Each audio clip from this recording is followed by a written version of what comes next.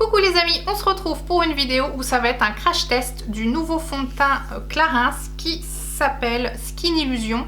Alors c'est un fond de teint qui promet beaucoup d'hydratation et un teint naturel, donc on va voir ce que ça donne. Mais avant je vais vous dire ce que j'ai mis sur mon visage pour, on va dire en guise de soin. Donc comme d'habitude j'ai utilisé ma mousse nettoyante Avène, je vous en parle tout le temps mais je l'adore, que voulez-vous que je vous dise d'autre? Elle est très bien. Comme d'habitude aussi, je mets tous les liens dans la barre d'infos. Donc si ça vous intéresse d'aller voir le prix, où je les achète, ceci, cela, où est-ce que vous pouvez les trouver, tout est dans la barre d'infos. Ensuite, après m'être nettoyé le visage, j'ai utilisé le Advanced Genifique, qui est un sérum de chez Lancôme que j'ai eu dans une Birchbox il n'y a pas si longtemps. Donc je vous l'avais montré en unboxing et aussi en article sur le blog. Du coup c'est un activateur de jeunesse. Écoutez, est-ce que ça me rend plus jeune? Je n'en sais rien. Quoi qu'il en soit, il n'a pas d'odeur spécifiquement et on va dire, je sens effectivement quand je fais ma routine que mes traits se retendent, mais est-ce que c'est que celui-ci ou aussi tous les autres produits que j'utilise? Je n'en sais rien. Ensuite, en crème de jour, j'utilise en ce moment la gamme Chrono Active. Alors là, je vous présente que la crème parce que c'est elle que j'utilise vraiment à chaque fois, que ce soit le matin ou le soir. Elle a une excellente texture, un peu, je vais pas dire mousse, mais assez légère. C'est quand même une crème, mais c'est vrai que c'est une texture que j'ai jamais eue en crème de jour. Elle est très légère et du coup pour ma peau mixta grasse, bah, ça passe très bien. Et j'ai l'impression qu'elle adoucit en fait le grain de peau, donc ça c'est cool. J'ai aussi le contour des yeux et le sérum, mais le contour des yeux je suis un petit peu laxiste avec ça, donc je l'utilise pas à chaque fois. Et le sérum, bah, ça dépend. Là j'ai utilisé par exemple celui de Lancôme, mais j'ai aussi celui de Clarins, le pore contrôle. Donc en fait je tourne, j'utilise pas toujours le même sérum, mais en tout cas la crème, elle, c'est toujours la même. Ensuite, vu que je me maquille, là j'utilise le baume beauté éclair de Clarins. Donc je vous l'ai présenté aussi dans ma dernière vidéo où je faisais ma routine teint bonne mine. Et ouais, je sais pas, ça adoucit, ça tend les traits, ça prépare au maquillage. C'est très bien et en plus ça sent bon. Je sais que vous avez été pas mal aussi à me demander comment du coup je me démaquillais. Et du coup, bah, vu que je me suis nettoyé le visage, mais j'utilise la même chose, soit j'utilise des lingettes, des cotons lavables, mais ce que je préfère, qui est plus pratique, ce sont en fait des gants de change lavables. Donc c'est toujours la marque Les Tendances d'Emma, mais au moins on peut mettre la main dedans. Et je trouve ça beaucoup plus pratique pour se nettoyer ou se démaquiller. Donc les deux au choix. Ça prend moins de place, mais bon, peut-être qu'il en faut 2 par exemple si on se démaquille ou qu'on a un maquillage chargé. Avec ça on peut tout faire. Ah si, et une autre chose pendant que j'y suis, ce qui me facilite mon brushing. Bon là on va dire ça se voit pas trop, mais ce qui m'aide vraiment à texturiser mes cheveux, c'est ce produit là que j'ai depuis des années, parce qu'en fait je crois que je l'avais acheté chez Mastercoiffe et que j'avais fait une vidéo, comment ça s'appelle, un haul. Donc si je le retrouve, je vous mettrai en barre d'infos. Donc c'est la même bouteille que j'ai. Alors j'ai été très longtemps sans l'utiliser effectivement, mais je l'ai utilisé après quand j'avais eu les cheveux beaucoup plus longs et que en fait je mettais ça dans mes cheveux et je froissais les cheveux pour qu'ils aient une texture comme si pour faire ressortir les ondulations, tout ça. Mais en fait il sert aussi pour me faciliter le brushing sur mes cheveux plus courts, parce qu'en fait il a 10 bénéfices, dont anti-chaleur pour le sèche-cheveux par exemple, mais aussi de contrôler les frisures, tout dans un autre côté. Si vous voulez des boucles, il va maintenir les boucles. Enfin c'est un produit magique. Par contre c'est pour ça aussi au début je l'utilisais pas trop, c'est qu'il sent vraiment très fort.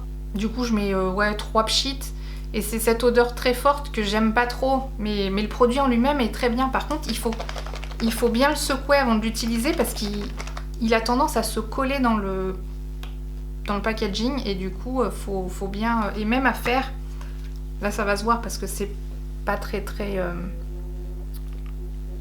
propre, mais il a tendance du coup à s'agglomérer, s'agglutiner autour du spray, et des fois la fois d'après on va avoir du mal à faire sortir le produit tellement le produit est consistant, mais c'est un très bon produit. Bon, du coup j'ai fait le tour de mes soins avant d'attaquer le maquillage et maintenant on est parti. Donc en direct live, hein, vous aviez vu, je ne suis pas maquillée, ce qui explique ses rougeurs et ses yeux blancs. Hein. Et je commence avec mon éternel effaceur yeux de Maybelline, j'allais dire L'Oréal, mais c'est lui que je préfère en anti-cerne et pour mettre autour de mes yeux, ce qui va me permettre déjà de réguler en fait la différence de couleur que j'ai entre mes yeux blancs et mes rougeurs que j'ai partout autour. Et je vais venir l'étaler avec mon mini Beauty Blender là, de chez Real Techniques pour justement pour ces petites zones. En fait, je m'en sers donc d'anti-cerne, même si j'ai pas de cerne, mais plutôt de correcteur. On passe aux choses sérieuses, le fameux fond de teint. Donc que j'ai reçu indirectement de la part de Clarins et je les remercie parce que c'est génial d'avoir l'occasion de pouvoir tester ce genre de produit. Et ce qui est bien, c'est qu'il a une super grande pipette. Et ce que je vais faire, je vais le mettre sur le dos de ma main. Oula, ça fait... Je trouve qu'il y a énormément de produits. Donc on va voir ça tout de suite. J'utilise mon éponge de chez Real Techniques que j'ai humidifiée. C'est la première fois que je le teste, hein. Comme je vous avais dit sur Instagram. Je vous mets l'image et rejoignez-moi sur Instagram parce que des fois je peux poster des choses qui sont pas forcément en relation avec ce que je poste aussi sur YouTube. Mais du coup, je l'avais étalé sur le dos de ma main et ça faisait orange. Et là, c'est vraiment la première fois que je le teste sur le visage. Parce que je me réservais exprès pour faire un vrai crash test en direct. Enfin, en direct, on se comprend. Le temps que je monte la vidéo, on n'est pas tout à fait en direct, mais... Alors, il n'est pas annoncé pour un fond de teint couvrant, parce que moi, de base, c'est ce que je recherche, mais pour un fond de teint naturel et hydratant. Donc, j'aime bien aussi le naturel, évidemment, parce que... Par contre, au niveau couleur, on n'est pas si mal. Je sais pas pourquoi, sur le dos de ma main, l'autre jour, ça faisait orange. Je me regarde en bas, parce que j'ai le miroir, évidemment. En tout cas, je trouve qu'il couvre pas si mal que ça, mes rougeurs. Non, au niveau couleur, j'ai bien choisi, je trouve. Je dirais même que j'ai plutôt très bien choisi. Oui, je me lance des fleurs. En tout cas, au niveau texture, il est très agréable. Déjà que mon éponge, elle est humide, donc elle est fraîche. Mais au niveau du fond de teint, j'ai pas l'impression de mettre une matière, vous savez, qui rigidifie. Honnêtement, pour le moment, je suis agréablement surprise parce que je m'attendais à un truc pas couvrant du tout. Vous savez, une sorte d'eau. Par contre, c'est vrai que je suis en train de vraiment tout mettre ce que j'ai mis sur le dos de ma main. Alors, je monte un peu plus. J'ai peur qu'il s'oxyde quand même. Si, là, maintenant que je regarde plus en face, ou alors c'est un fond de teint rosé. J'essaye de regarder dans le retour aussi pour voir ce que vous voyez. J'ai l'impression qu'il fonce. Si on regarde par rapport à mon cou. C'est assez bizarre. Là, je saurais l'expliquer. J'ai l'impression qu'en fait, au moment où on le pose, ça va. Mais avec le temps, là j'ai l'impression qu'il est en train de foncer. Donc je vais continuer de me maquiller, on va voir ce que ça donne. Dites-moi vous dans les commentaires ce que vous en pensez déjà pour le moment. Je suis mitigée, je sais pas. On continue, on verra le résultat final. Je prends ma poudre de chez Peggy Sage. C'est une poudre libre que j'aime bien. Là par exemple avec un fond de teint comme ça, je me verrais pas ne pas mettre de poudre. C'est juste... J'ai l'impression que je serai un verre luisant assez rapidement. Bon, au niveau de la couvrance, il est moins couvrant que celui que je vous avais présenté l'autre fois, que j'aime beaucoup et que je pense que celui-ci ne pourra pas le détrôner. Mais c'est en fonction de moi. Si vous n'avez pas autant de dyschromie que moi, je pense, et que vous êtes à la recherche d'hydratation, je pense qu'il n'est pas si mal. Par contre, après, je pense qu'il faudra faire des tests de couleur de fond de teint. Parce que là, je crois quand même que je l'ai pris un peu trop foncé. Ou alors c'est parce que c'est un fond de teint rosé. Et c'est peut-être là qu'est le problème. Je ne sais pas. Je vais passer au blush. Et j'ai retrouvé dans mes tiroirs un petit blush de la marque Oxyplex. Avec la teinte Mystique. Il y a marqué Bodyographie dessus. Et il a une petite houppette. En fait, il est juste trop mignon. Faudrait que je l'Instagramme. Mais au quotidien, c'est pas le truc super pratique quand on est obligé de faire ça, quoi. Il est joli. Il a une teinte un peu vieux rose, vous savez, passe-partout. Ah oui, et du coup, je vais en profiter pour tester aussi pour la première fois ce fameux, si je le montre dans le bon sens, c'est mieux, ce fameux pinceau que j'ai eu aussi dans une Birchbox. Je sais jamais si on dit Birchbox ou Birchbox, bon bref. Donc j'ai dit que moi je voulais tester en tant qu'applicateur de bronzer. Donc c'est toujours mon bronzer Too Faced, un Milk Chocolate Soleil. J'ai aucune raison d'en changer parce que je l'adore. Est-ce que je vais tout foirer ou pas?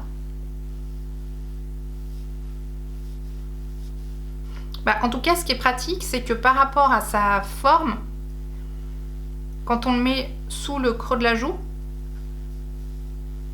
on suit directement l'endroit où il faut le poser. Donc ça, c'est plutôt pratique. Voilà, on le pose là. On suit la mâchoire, l'os. C'est pas mal, je trouve. Ça fait peut-être un peu trop la barre. En vidéo, c'est peut-être moins intense qu'en vrai. Honnêtement, j'aime bien utiliser mes pinceaux normaux. J'ai l'impression de me brosser les dents. C'est peut-être pratique pour appliquer, mais après pour fondre, je suis un peu moins convaincue. Bon bref, je suis bien contente de l'avoir reçu pour le tester parce que c'est pas le genre de produit que j'aurais acheté de moi-même. Ça c'est clair. Je pourrais dites-moi ce que vous en pensez. C'est pas si mal. Mais bon, les pinceaux normaux font très bien leur travail aussi. Donc je crois qu'on a fini le teint. Après le teint, les sourcils. J'utilise toujours le Goof Proof Brow Pencil. Tout simplement parce que je le trouve très très bien. Je suis en train de voir que le fond de teint est vraiment en train de s'oxyder, hein, on est d'accord. Je deviens de plus en plus orange. Enfin, c'est mon ressenti en tout cas. Donc en fait, ce que j'ai testé sur ma main est en train de se produire sur mon visage. Après, ça reste... je veux dire, il y en a qui mettent du fond de teint orange, on leur dit rien, hein, mais... Ou alors c'est qu'il est plus foncé que ce que je pensais. Bon, bref. On continue. Ah, j'ai oublié de mettre du highlighter. C'est celui de chez L'Oréal Accord Parfait dans les teintes chaudes. Ah non, neutre rosé glow. Non, dans les teintes neutres. Neutre rosé.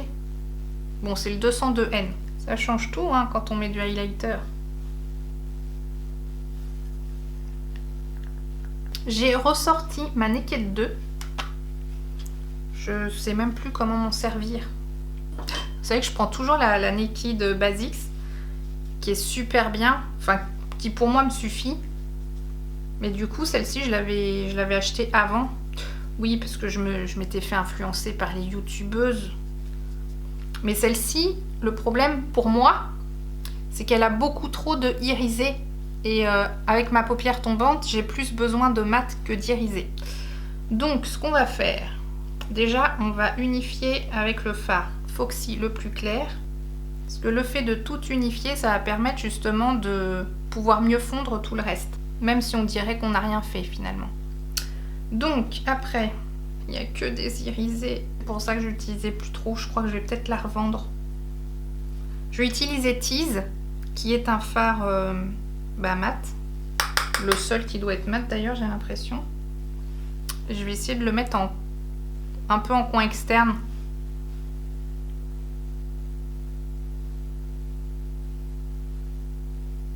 Et genre en creux de paupière, mais de paupières invisibles. En fait, quand on a les paupières tombantes, faut pas hésiter à revenir quand même beaucoup plus au centre plutôt que d'aller vers l'extérieur. Maintenant, je vais prendre le fard Beauty Call et je vais le mettre sous l'arcade sourcilière pour agrandir le regard. Je vais aussi le mettre en coin interne, toujours pour agrandir le regard. Et je vais essayer de mettre sur ma paupière mobile, très discrète, un fard du coup irisé. Et pourquoi pas... Je crois que c'est aussi ça le problème de cette palette par rapport à moi, c'est que ce sont beaucoup de couleurs froides, si je dis pas de bêtises. Donc je vais essayer celle qui est pas trop froide. Ah non, tiens, je vais prendre Chopper. On dirait une sorte de rose gold. Voilà, ça reste discret, mais vous savez, moi c'est ce que j'aime bien. Et je vais venir mettre le fard Snakebite en ras de cils inférieur, de manière toujours assez discrète. On passe au mascara. Du coup, j'ai ressorti, c'est un mascara Chanel, l'Inimitable. Ça, je me rappelle, c'est le seul mascara de luxe que je m'étais offert parce que j'avais eu un échantillon que j'avais adoré. Et en fait, ce que j'aime bien, c'est qu'il fait des cils discrets mais quand même longs. Ce que j'aime bien avec sa brosse, c'est que les picots sont pas forcément tout droits, mais légèrement qui partent un peu dans tous les sens. Et du coup, vu qu'ils sont fins, ça attrape bien les cils de manière assez finement séparés. Ça fait pas des paquets. Par contre, là, je suis en train de voir, donc pour en revenir au fond de teint, parce que c'est quand même l'objet de la vidéo, vraiment pour avoir mon ressenti par rapport à ce fond de teint, je pense que le tour de mes yeux blancs ressort encore plus, parce que du coup, j'ai l'impression que mes rougeurs sont quand même bien visibles. Dites-moi ce que vous en pensez au retour caméra, mais moi, c'est ce que je vois. Bon, après, il y en a qui mettent une tonne de correcteur sous les yeux pour éclaircir le dessous de l'œil, donc on va dire que ça peut être l'effet recherché du coup, mais je trouve qu'il y a quand même un effet rajeunissant, mais ça je crois que c'est pas marqué sur le paquet. Mais bon, on va terminer avec le rouge à lèvres. Je mets toujours mon petit crayon autour comme d'hab, et je vais utiliser un rouge à lèvres que j'ai eu dans une Birchbox de chez Bobbi Brown, qui s'appelle, alors c'est un Luxe Lip Color Red Velvet, qui est très joli, très mignon. Alors c'est pas un full size, hein, il est petit, mais il y a quand même de quoi faire. Moi, je pense qu'on peut dire que c'est terminé. Je vais faire ma petite pause youtubeuse là et on conclut après.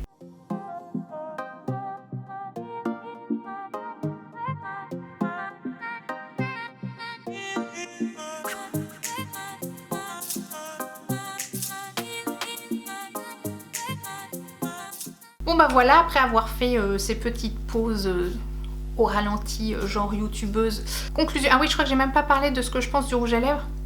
La couleur est très sympa, je trouve. Pour la saison, c'est parfait. Donc, on en revient au fond de teint, car c'est l'objet de cette vidéo. Au niveau confort, j'ai rien à dire. Je suis très bien dans ma peau, c'est le cas de le dire. Au niveau couleur, je me suis peut-être trompée.